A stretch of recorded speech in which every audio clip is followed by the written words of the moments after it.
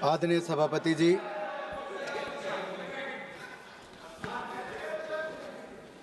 आज मैं राष्ट्र हित, राष्ट्र सुरक्षा और राष्ट्र स्वाभिमान के एक बहुत महत्वपूर्ण विषय पर बोलने के लिए उपस्थित हुआ हूं। मैं अपनी पार्टी का आभार प्रकट करता हूं कि जिन्होंने मुझे बोलने का अवसर दिया। मैं जो कहने जा रहा हूं वो केवल मेरे व्यक्तिगत विचार नहीं, कोई मेरी पार्टी या मेरी सरकार के ही केवल विचार नहीं, ये 140 करोड़ भारतीयों की जनमानस की ये भावना है। सबसे पहले तो हम भारतीय सेना के वीर सैनिकों के वीरता, पराक्रम और उनके अदम्य साहस को सैल्यूट करते हैं पूरे सदन की ओर से। यही नहीं, भारत ने लगातार, माननीय प्रधानमंत्री मोदी जी ने हर बार शांति का प्रयास और शांति का हाथ बढ़ाया, लेकिन पाकिस्तान ने हर बार आतंक का रास्ता अपनाया। 2014 में भी ओथ लेते समय पाकिस्तान के प्रधानमंत्री को भी निमंत्रण दिया था। उसके बाद भी माननीय प्रधानमंत्री जी लाहौर गए, बगैर किसी सुरक्षा के गए, साहस और सही इरादों के साथ शांति के लिए गए थे। लेकिन बदले में क्या मिला? बार बार आतंकी हमले। और जो 22 अप्रैल 2025 को पहलगाम में हुआ, उसका उल्लेख यहां पर जितने सांसद आज तक विपक्ष से बोले हैं, किसी एक भी सांसद ने खड़ा होकर यह नहीं कहा किस आतंकवादी हमले में धर्म पूछकर कलमा पढ़ने के लिए बोला गया, पैंट उतार कर देखा गया, फिर मौत के घाट उतारा गया।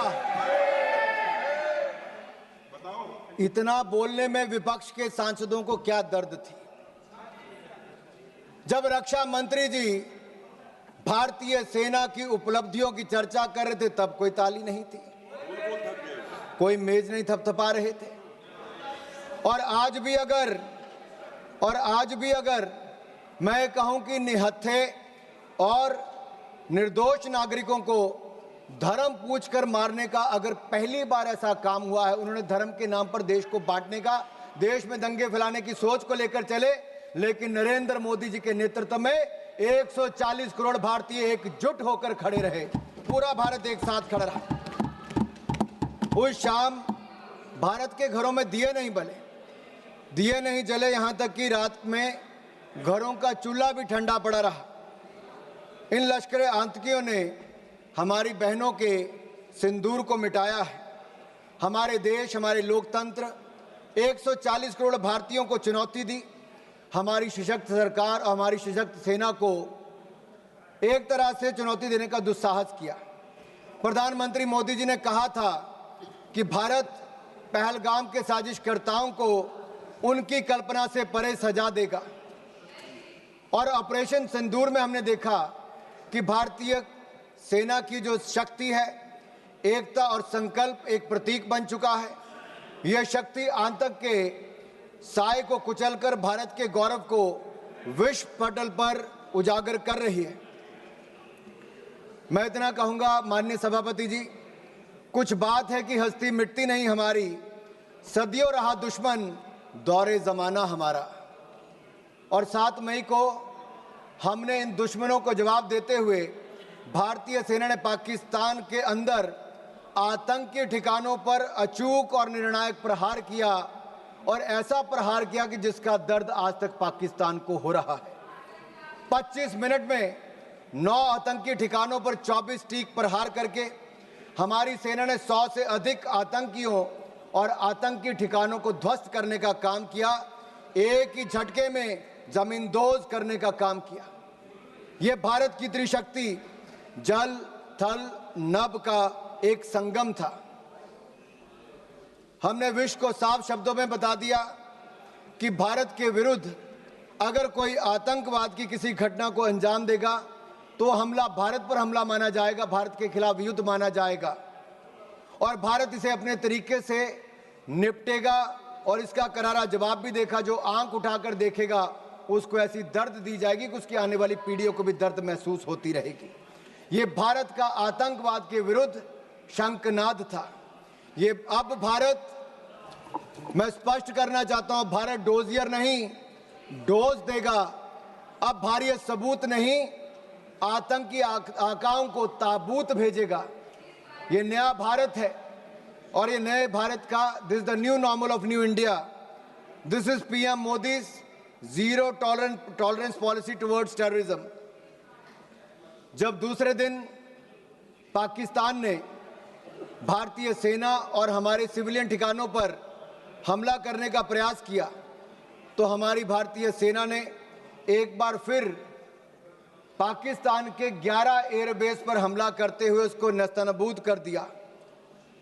This was a strike on the 11 Pakistan air bases and it made it the graveyard of military defeat of Pakistan. मौका मिले तो आप अपने पड़ोसी मुल्क पाकिस्तान से पूछ लें कि भारतीय मिसाइलों ने कैसा कहर ढाया था। 2.5 महीने बाद भी रहीम खान एयरबेस पर आज बैलगाड़ी चलाने लायक भी नहीं बचे। वर्षों तक अगर आपने सुना होगा तो ये कहते थे कि भारत से हजारों साल तक जंग लड़ते रहेंगे। गज़वे हिंद के मंसूबे पाले बैठे थे, ब्लीड इंडिया विद 1000 कट्स के मंसूबे पाले बैठे थे और ये मंसूबे पालने वाले 48 घंटे भी भारतीय सेना का मुकाबला नहीं कर पाए। भारतीय सेना ने ऐसा दर्द देने का काम किया है। और मैं विपक्ष के लोगों को कहना चाहता हूं, राहुल जी तक संदेश जरूर पहुंचा देना। भारतीय सेना वहां पर मारती है जहां सबसे ज्यादा दर्द होता है। Indian army strikes the enemy where it hurts the most, in mind, in might and on their map। उधर पाकिस्तान के जर्नल जिहादी बंकर में छिप गए थे। यहां तक कह दिया था कि पाकिस्तान में भूकंप आ गया है। अगर शक हो तो अपने प्रिय पाकिस्तान से पूछ कर देख लेना, जिसके कसीदे आप दिन रात पढ़ते रहते हो। और मुझ पर विश्वास नहीं तो जाकर उनके उप प्रधानमंत्री इशाक डार ने क्या बोला उसका मैं कोट यहां पर करना चाहता हूं। भारत की सेना हमें मार रही थी, हम बेबस थे, हमारे सामने सीज फायर का भीख मांगने के अलावा और कोई चारा नहीं था। आई अनकोट, ये किसी और ने नहीं, पाकिस्तान के उप प्रधानमंत्री का कोट है। We launched precision missile attacks on their safe houses, bunkers and training camps. They targeted our tourist but we attacked terrorists. We didn't strike civilians. We strike the very heart of terror military nexus. We did not escalate. We have neutralized with precision, purpose and power. This is not a reaction. This is the doctrine and this is the new normal. मैं इतना ही कहूंगा, भारत की प्रधानमंत्री मोदी जी की ये zero tolerance policy towards terrorism आज पूरी दुनिया भर के लिए कड़ा संदेश है। इस भारतीय सेना के हमलों में लश्कर तैयबा हो, जैश ए मोहम्मद हो, हिजबुल मुजाहिदीन हो, इनके ट्रेनिंग सेंटर्स पर कड़ा प्रहार किया गया। यहां तक कि पाकिस्तान की जो हवाई सुरक्षा है, लाहौर, पसरूर, चुनिया, अफरीवाला के HQM missile service radar station नष्ट कर दिए गए। वायुसेना अड्डे चकलाला में हो, सरगोदा, रहीमियार खान, कराची, भोलाई वायुसेना अड्डों को नुकसान किया गया। लड़ाकू और अवकाश विमान नष्ट कर दिए गए। C2 प्रणाली को नुकसान किया गया। वायु रक्षा समन्वय को पंगु बनाया गया। 9 आतंकी, जिसमें जैश ए मोहम्मद से लेकर लश्कर के ठिकानों को तबाह किया गया।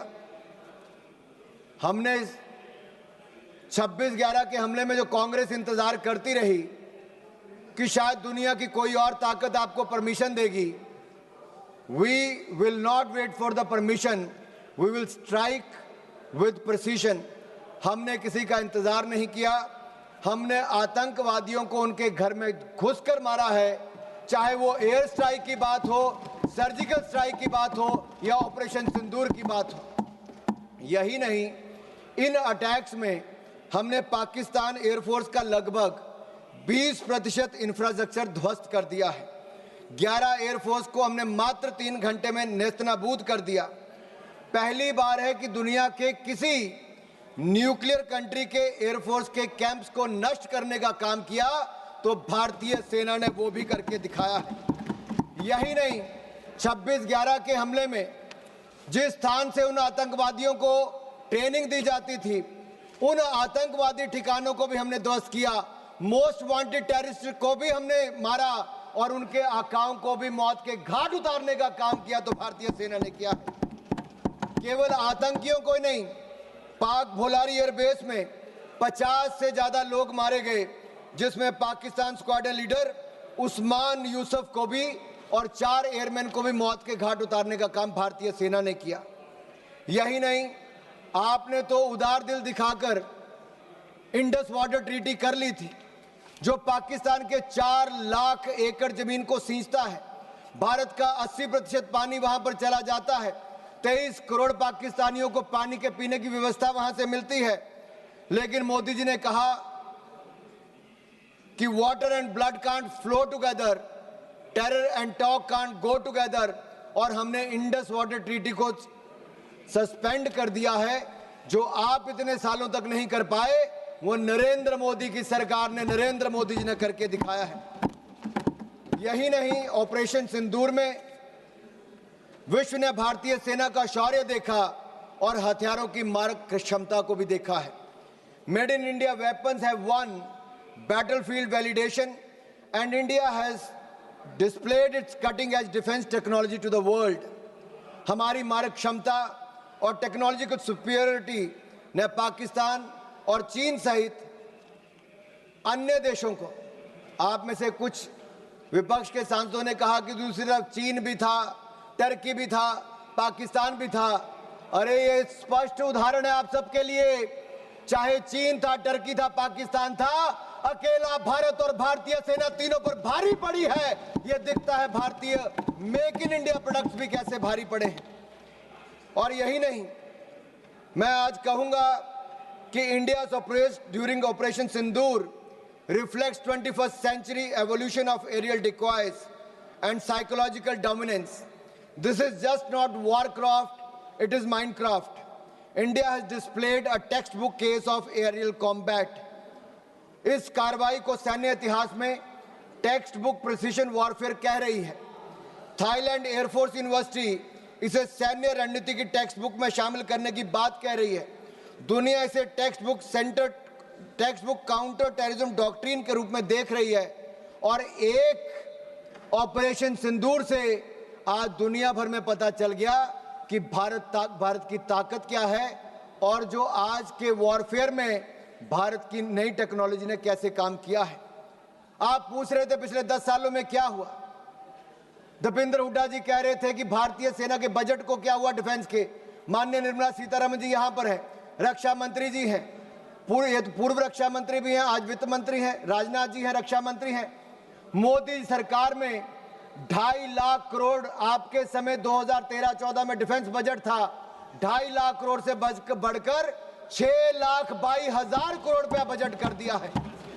अरे आप 6,81,000 करोड़ रुपया बजट कर दिया है, दुगने से ज्यादा कर दिया, 3 गुना कर दिया है। और आप अपने गिरेबान में झांक कर देखिए, 10 साल आपने सेना को बुलेट प्रूफ जैकेट तक नहीं दी। नरेंद्र मोदी जी की सरकार में मात्र 3 सालों में 2 lakh bullet proof jacket make in India बनाकर हमने दी है। आपने 10 सालों में नहीं, 30 सालों में आपने 1 रैंक 1 पेंशन नहीं दिया। नरेंद्र मोदी जी की सरकार ने 1 रैंक पेंशन की मांग को भी पूरा किया है। और यही नहीं, मैं आपको बताना चाहता हूं, अटल जी की सरकार में देखिए, आपके समय 48 में, 62 में, 65 में, 71 की लड़ाइयां हुई, लेकिन सेना के जवानों का पार्थिव शरीर उनके घरों तक नहीं जाता था। अटल बिहारी वाजपेयी जी की सरकार बनी, तब जाकर पार्थिव शरीरों को उनके घर तक पहुंचाने का काम किया। तो अटल बिहारी वाजपेयी की सरकार ने, भारतीय जनता पार्टी की सरकार ने किया। और धर्मेंद्र जी, मैं इतना जरूर कह दूं, अरे मैं तो हिमाचल प्रदेश से आता हूं। हिमाचल प्रदेश राज्य छोटा है, लेकिन सेना में बड़ा योगदान है। अगर देश को पहला परमवीर चक्र विजेता किसी ने दिया तो मेजर सोमनाथ शर्मा हिमाचल प्रदेश ने दिया है। कारगिल युद्ध में अगर 52 शहादत सबसे ज्यादा हुई तो हिमाचल प्रदेश की हुई। 4 परमवीर चक्र विजेता हुए थे, उसमें से 2 कैप्टन विक्रम बत्रा, राइफलमैन संजय कुमार भारत हिमाचल प्रदेश से हुए हैं सर।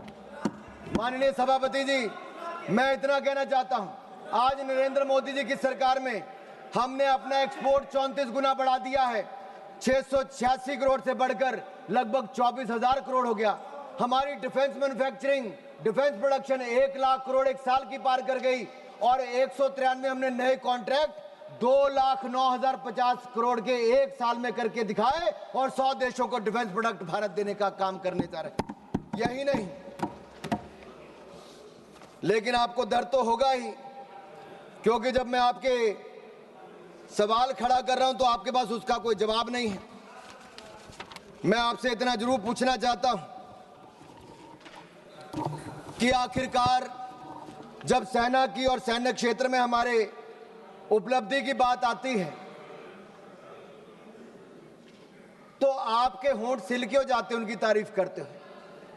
कितने युद्ध देश ने देखे, लेकिन इस लड़ाई में मैं कहना चाहता हूं, भारत ने ना एक सैनिक खोया है, ना एक सैनिक खोया, ना एक सैनिक शहीद हुआ, ना युद्ध हुआ, लेकिन फिर भी हमारी विजय हुई, शोर भी नहीं हुआ, सिंहनाद की गूंज उठी है। ये भारत ने करके दिखाया है। मोदी जी की नीति और सेना की रणनीति काम आई है। प्रधानमंत्री मोदी जी के बारे में ये कहूंगा, जब वो मुख्यमंत्री भी नहीं थे, उस समय हिमाचल के प्रभारी थे। कारगिल के युद्ध में वो उस समय भी सेना के जवानों का हाल पूछने कारगिल गए थे, और जब से वो प्रधानमंत्री बने हैं, हर दिवाली सेना के जवानों के साथ मनाने का काम प्रधानमंत्री मोदी ने किया है। सेना को सशक्त भी किया। और मैं एक बात कहूंगा, एक और भारत की सेना पाकिस्तान को कड़ा जवाब दे रही थी, लेकिन दूसरी ओर आप लोग क्या कर रहे थे? राहुल गांधी जी क्या कर रहे थे? सबूत मांग रहे थे और साथ ही साथ कवर फायर भी दे रहे थे। कवर फायर किसको दे रहे थे, ये आपको पूछना पड़ेगा। आपने कहा कि हमने सरेंडर कर दिया। हमने स्पष्ट किया है कि जब तक हमने ऑपरेशनल और मिलिट्री ऑब्जेक्टिव पूरा नहीं किया, तब तक हमने सीजफायर नहीं किया था, और तीसरे पक्ष की मध्यस्थता को हमने पहले ही नकार दिया था।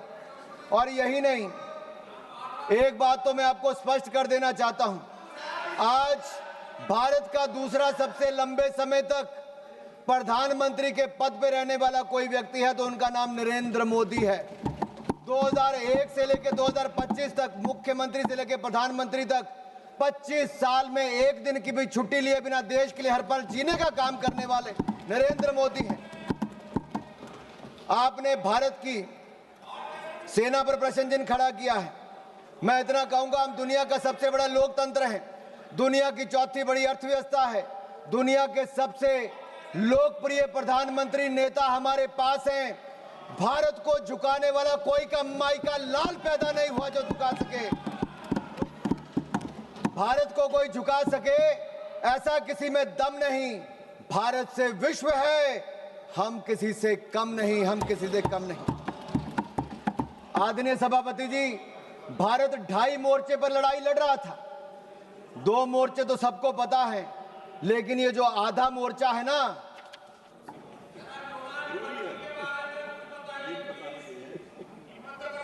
आप पिछले 2.5 महीनों में सोशल मीडिया में देखिए, बड़े संयोजित तरीके से भारतीय सेना भारत के प्रधानमंत्री के खिलाफ घृणा से भरे अपमानजनक कार्टून बनाए।